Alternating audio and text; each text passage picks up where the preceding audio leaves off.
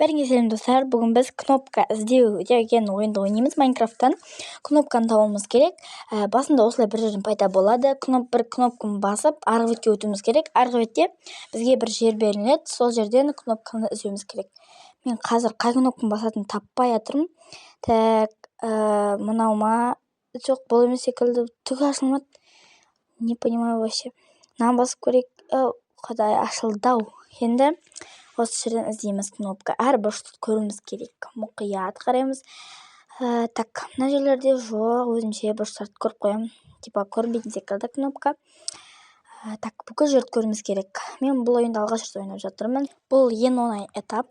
Бірақ та мен білмеймін, алғаш рет ойнағаннан кейін ба дұрыс таппай жатырмын. Әр жерде мұқият қарап жатырмын. Бұрын ойнамағам. Сондықтан шығар.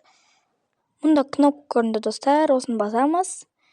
Бастық, міне енді екінші бөлімді ойнаймыз. Бұл жерден де кнопка іздеуіміз керек. Бұл енді сәл қиынырақ болды, бірақ қатты емес та.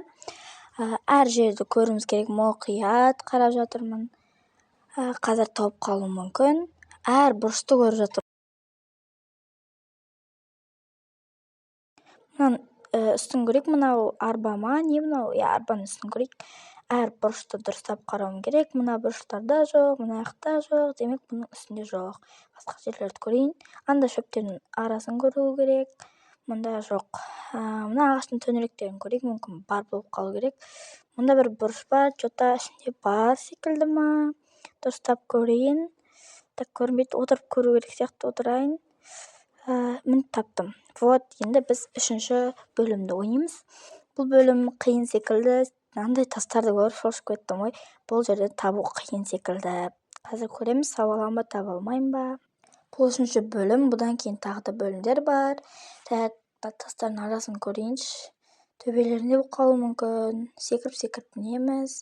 Бұл выживанияда, сондықтан ұша алмаймын. Сәл қиынырақ болады.